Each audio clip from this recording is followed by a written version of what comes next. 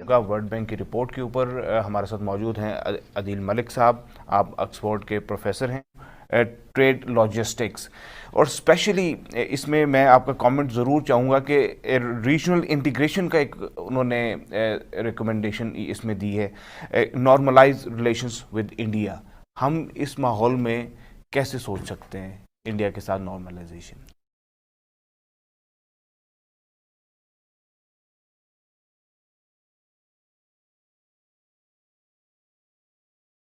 का world bank की report के ऊपर हमारे साथ मौजूद हैं अदील मलिक साहब। आप ऑक्सफोर्ड के प्रोफेसर हैं ट्रेड लॉजिस्टिक्स, और स्पेशली इसमें मैं आपका कमेंट ज़रूर चाहूँगा कि रीजनल इंटीग्रेशन का एक उन्होंने रिकमेंडेशन इसमें दी है, नॉर्मलाइज रिलेशंस विद इंडिया। हम इस माहौल में कैसे सोच सकते हैं इंडिया के साथ नॉर्मलाइजेशन? देखिए, जहाँ तक तिजारत को आज़ाद करने की बात है तो इसमें ये बहुत सही बात है।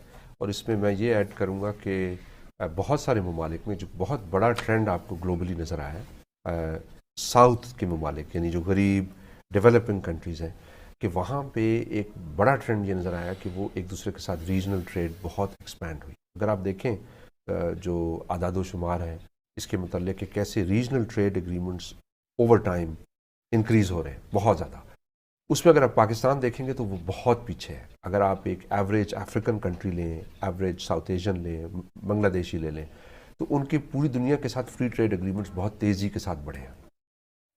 हमारे यहाँ ट्रेड पॉलिसी जो है वो बहुत कॉन्वोल्यूटेड है। ये बहुत पुराना तरीका हो गया है। 80s और 90s में ऐसा होता था कि मुल्क जो है वो तिजारती पॉलिसी के ज़रिए टैक्स रेज किया करते थे। एक ये बहुत बड़ा डिस्टॉर्शन हमारी इकॉनमी में आ रही है जो अभी उसमें है।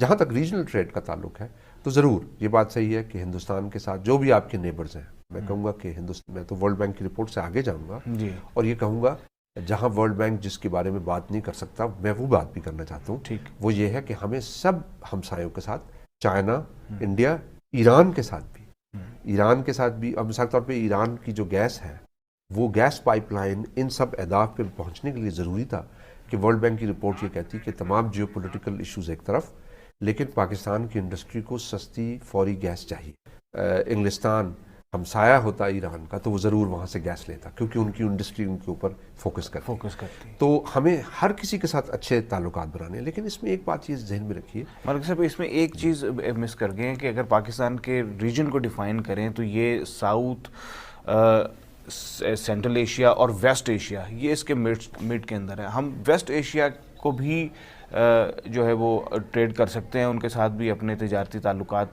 हमारे पास बहुत बड़ी मंडियां मौजूद हैं। जी देखिए, इसमें एक बात यह है कि जिस तरह एक रशियन थिंक टैंक ने कहा कि पाकिस्तान की हैसियत जिस तरह आपकी पेंट में एक जिप होती है, ये जिपर है between the Eurasian block, south Asia और यूरेशिया के ब्लॉक, यानी बहुत क्रिटिकल एलिमेंट है। लेकिन इसमें जैसे हम इकोनॉमिक्स में कहते हैं एक्विलिब्रियम, एक पॉलिटिकल एक्विलिब्रियम है, यानी जो ऐसा नुक्ता है जहाँ पे हमारी जो लोग रूल करते हैं हमें, उनके इंटरेस्ट उसके साथ बिल्कुल अटैच्ड हैं।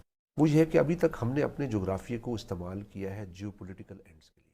हुकूमतें क्या विजन रखती हैं, किस तरह से, यकीनन अगर ये सिचुएशन हमारे लिए नई है तो हमारे हमसाया ममालिक या पूरी दुनिया के लिए भी नई है, लेकिन हम किसी सूरत वाज़े नहीं हैं, एक आवाज़ नहीं है हमारी, एक ज़ुबान नहीं है हमारी, एक ज़ुबान नहीं है हम सारे मामले पर, एक सोच या एक अप्रोच नहीं रखते। ये सिर्फ ऐसा महसूस हो रहा है या आप भी ऐसे ही देखते हैं? We are a state of confusion, और ये कन्फ्यूजन जो है वो हमारी बदकिस्मती के साथ हुकूमत की जानिब से फैलाई जा रही है। जो इस वक्त लॉकडाउन चल रहा है वो भी आपके सामने कितना इफेक्टिव है, तो मेरा ख्याल में ये चीज़ें देखने वाली हैं कि हुकूमत करना क्या चाहती है। जो ब्रिगेडियर साहब ने भी बात की है कि आप पहले अपने थॉट्स के अंदर एक क्लैरिटी लेके आएँ कि आप चाहते क्या हैं। यकीनी तौर पे इस तरह की मुश्किलात पूरी दुनिया के लिए हैं, और पड़ोस में हिंदुस्तान की एग्जांपल अगर हम ले लें तो वो कितनी प्रॉस्परस कंट्री तो नहीं है कि वहाँ पे लोगों के माशी हालात इस कदर बेहतर हैं कि वहाँ पे कोई भूख अफलास का इशू नहीं है। ये मामला वहाँ पे भी हैं, लेकिन हम देख रहे हैं कि वहाँ पे डिसीजन बड़े स्विफ्ट हो रहे हैं और उनके ऊपर कहीं ना कहीं इम्प्लीमेंटेशन नजर आ रही है। और जब देखा जाता है सिचुएशन को, उसके अकॉर्डिंगली अगला डिसीजन भी बड़ा वेल थॉट डिसीजन होता है और वो टाइमली मिल जाता है। लेकिन यहाँ पे सूरत हाल देखने को क्या मिल रही है कि सूबे और मरकज आपस में लड़ रहे हैं। आप सिंध को ब्लेम कर रहे हैं, सिंध मरकज को ब्लेम कर रहे हैं। आपके मजीद 30,000 लोग जो हैं कम से कम बीमार निकलेंगे बगैर किसी टेस्टिंग के। यही जो 5-6 हज़ार की टेस्टिंग हो रही है, इससे तो फर्क नहीं पड़ेगा इतना।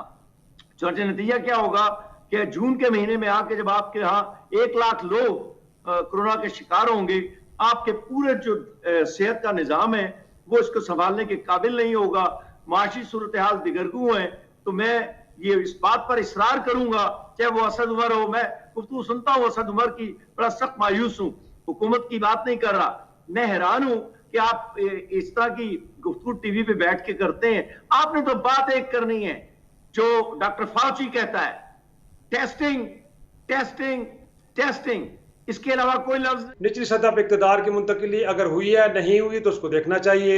इसी तरह अगर जो बहुत सारे इदारे सूबों को मुंतकिल किए गए हैं, क्या सूबे उनको बेहतर अंदाज में संभाल पाए हैं कि नहीं पाए।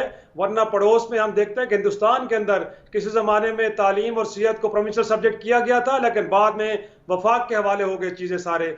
इसी तरह जो डेट सर्विसिंग है वो सिर्फ वफाक की जिम्मेदारी नहीं है, गोया कि कर्जे पूरे मुल्क के लिए लिए जाए, हुकूमत सिर्फ वफाक की वापस करे, अदा करे, ये हरगिज़ नहीं।